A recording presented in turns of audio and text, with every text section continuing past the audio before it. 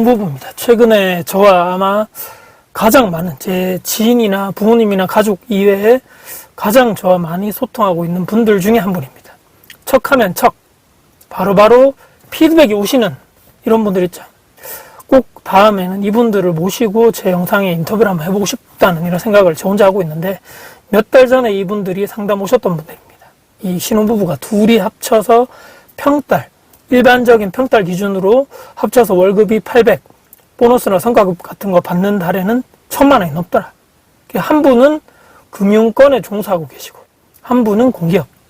너무너무 좋죠. 두 분 다 그리고 부모님도 잘 사시고 이런 얘기 들어보셨을 겁니다. 뭐 금수저끼리 결혼을 한다더니, 근데 정말 이분들의 문제는 상위 10% 연봉 기준으로 따지면, 근데 문제는 통장에 돈이 모이지 않는다. 아휴, 진짜 다코스님 정말 눈치도 없고 속도 없습니다.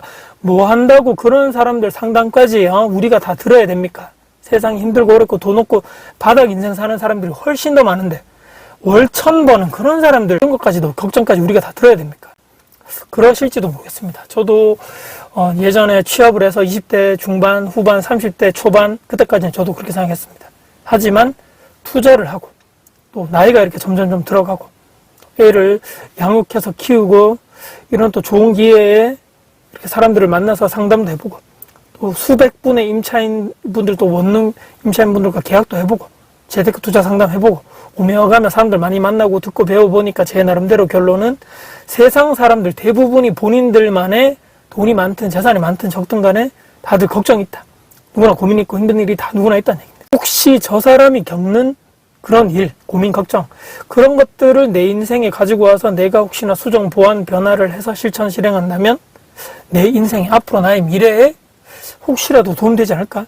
이렇게 제가 마음을 바꿔먹었더니 모든 사람들이 내 인생에 있어서 스승이고 선생님이 되더라는 얘기입니다. 이분들이 불과 몇 달 전과는 완전히 지금 다른 인생을 살고 있고, 다행히도 이분들이 또 영상 컨텐츠에 동의를 해주셨기 때문에 편하게 지금 말씀드릴 수 있고요. 비록 우리가 월 1000을 벌지는 못하지만 혹시라도 나에게 내 인생에 배울 점이 있지 않겠는가라고 한번 생각해 보시고 끝까지 들어봐 주시면 감사하겠습니다. 소두가 왜 이렇게 기냐? 자, 빨리 중요한 부분 본론으로 빨리 들어가 보겠습니다. 그 전에 구독, 좋아요 한번 눌러주시면 저에게 아주 큰 도움이 될 것입니다.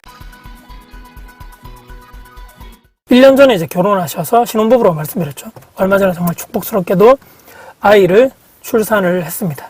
갓난 아이를 데리고 매장에 와서 상담을 하러 오셨는데, 집을 어디에 사야 하냐, 이게 상담받은 주 내용 중에서 집을 어디 뭐 실거주를 갈아타게 해야 되고 뭐 부동산에 대해서 이런 내용이 아니고, 실거주 이런 내용이 부동산 관련 내용이 전혀 아니고 단순하게 돈 관리, 돈이 모이지 않는다, 통장에 그 돈 다 어디 갔냐는 얘기입니다. 그리고 문제점들을 서로 이야기 나누면서 했더니 또 서로 이 배우자분들 둘이 또 티격태격 하면서 나는 돈을 아껴 쓰는데 이 배우자, 상대 배우자가 돈을 아끼지 않습니다, 지적을 하고 있더라는 얘기입니다. 요즘 제가 젊은 분들에 대해서 이 소비 지출 패턴을 이분들 통해서, 다 그러는 건 아니겠지만 저 또한 많이 배우고 이렇게 느낄 수 있었다. 왜 돈이 모이지 않는가?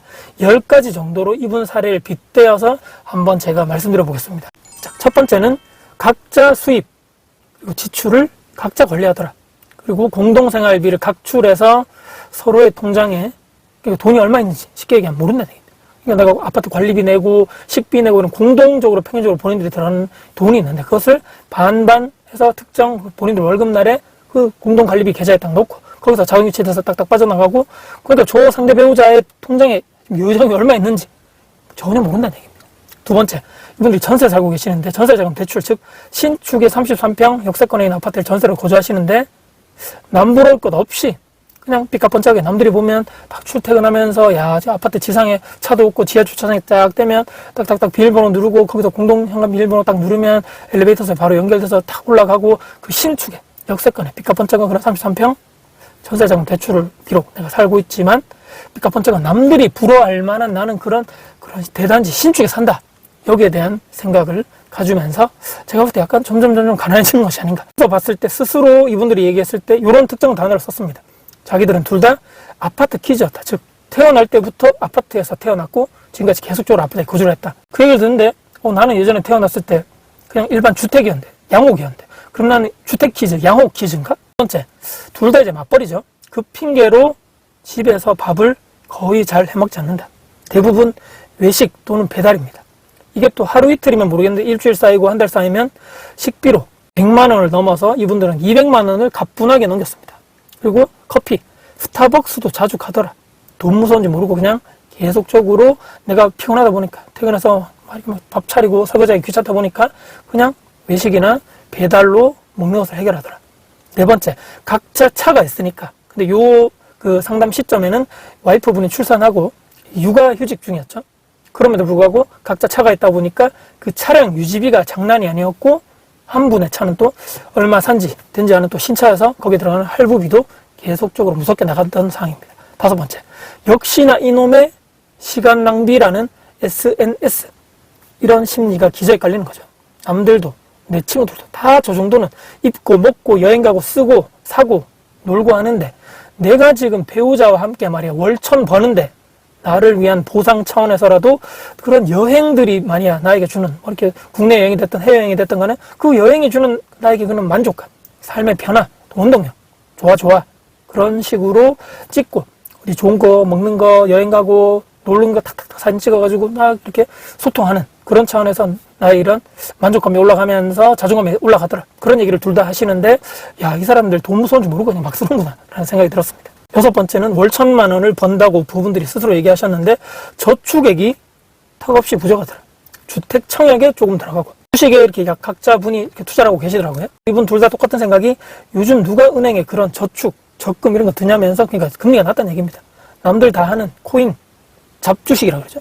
투자로 그냥 이 나라까지는 아니더라도 두 분 다 큰 손해를 입고 있더라.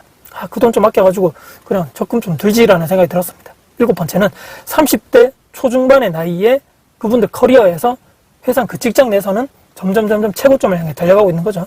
언제까지 그렇지만 월급을 받을 수 있을 거라는 또 이런 성공한 삶이라 생각하면서 미래에 대한 이런 준비가 부족한 시간을 이분들은 계속적으로 보내고 있다. 그러니까 내가 지금 커리어 하이를 찍어가면서 점점 올라갈 것밖에 내가 보이지 않는데 내가 무슨 뭐 미래 준비, 무슨 뭐 은퇴 퇴직 준비, 무슨 뭐 그 다음 거를 넥스트 스텝을 내가 준비하겠어. 그런 내가 지금 엄청나게 돈을 많이 벌고 있는데 그리고 더 지금 올라갈 그런 나의 직급이라든지 성공에 대한 그게 저 앞에 있는데 뭐 그런 거에 생각하겠어. 이렇게 생각한다는 얘기입니다. 여덟 번째는 취미 얘기인데 남편분. 근데 저는 이해가 잘 안 됐습니다. 물론 본인만의 취미가 다 있겠지만 남편분은 그 오디오, 그 음악 같은 거 듣는데 저는 저리도 고가의 제품을 필요한가? 귀가 엄청나게 고가의 귀인지 모르겠는데 엄청나게 제가 놀랐습니다. 근데 아내분이 이런 얘기 하면서 그러니까 본인은 별다르게 뭐 남편처럼 이상한데 돈 많이 안 쓴다라고 했지만 그 순간에 그 남편분이 그런 탁 표정이 바뀌면서 고가의 그 아내분 얘기입니다. 고가의 가방, 고가의 화장품, 고가의 옷 한 번씩 사는데 가격 보고 저도 놀랐습니다. 하면서 각자 서로 생각을 하는구나. 나는 돈을 아끼고 나는 돈을 많이 안 쓰는데 저 상대 배우자가 돈을 많이 쓰기 때문에 우리 그 통장에 돈이 많이 없는 것이다. 이렇게 서로 생각을 하고 있다는 얘기죠.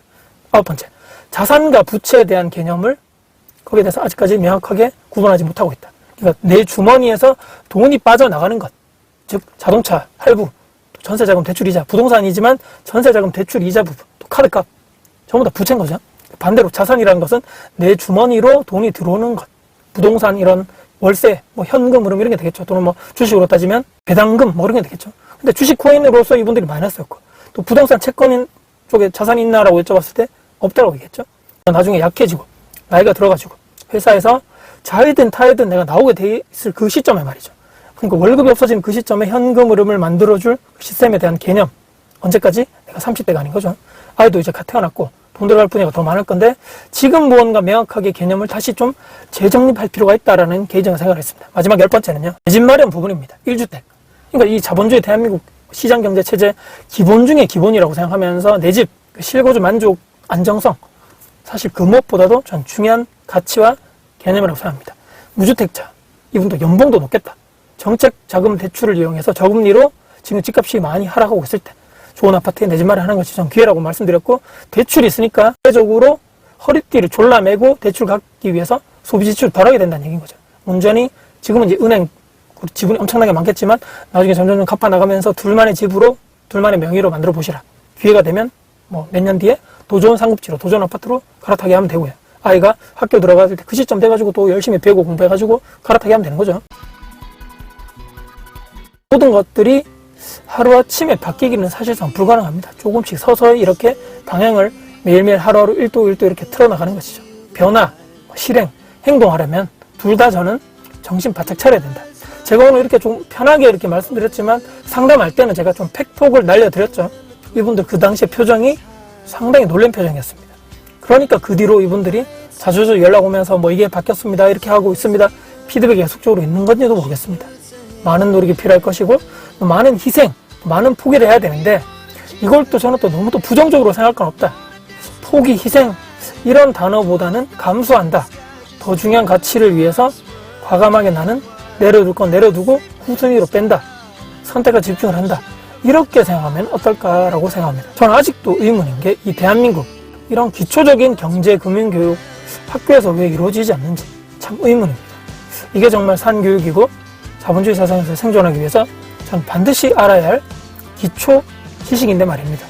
통장에 돈이 왜 모이지 않는다. 명확한 이유를 알게 됐으니까 과거에는 내가 잘 몰라서 그랬다 치더라도 이제부터는 이러면 안 되는 거죠. 부부란 것은 저는 이해하고 배려하고 같은 곳을 바라보며 함께 걸어 나가야지만 이런 수많은 어려움, 난관을 극복할 수 있는 유일한 길이라고 생각합니다. 저도 처음에 취업했을 때, 그 당시 20대 중반, 거의 뭐 18년 그 정도에 전에 월급 200만 원 그때 받았을 그 시점에 저축하고 돈 모으고 자산을 불려나갔던 그 길, 지금도 저는 유효하게 충분하게 가능하다고 생각하는 사람입니다. 세상에 돈이 정말 빨리 단 한 번에 크게 버는, 쉽게 버는 그런 방법 세상에 없는 거죠. 반대로 생각하면 됩니다. 오래 걸리고 어렵고 고통이 따릅니다. 그렇지만 젊으니까 가능한 것인 거죠. 젊어서 돈 없는 것은 당연한 것이고 젊었을 때 돈이 없어 봐야지 돈에 대한 귀함, 열심히 내 명의, 내 것을 만들기 위해서 하루라도 빨리 공부하고 돈 모아서 성공해야겠다라는 원동력이 저는 만들어지는 것이 아닐까. 저는 믿어 의심치 않습니다.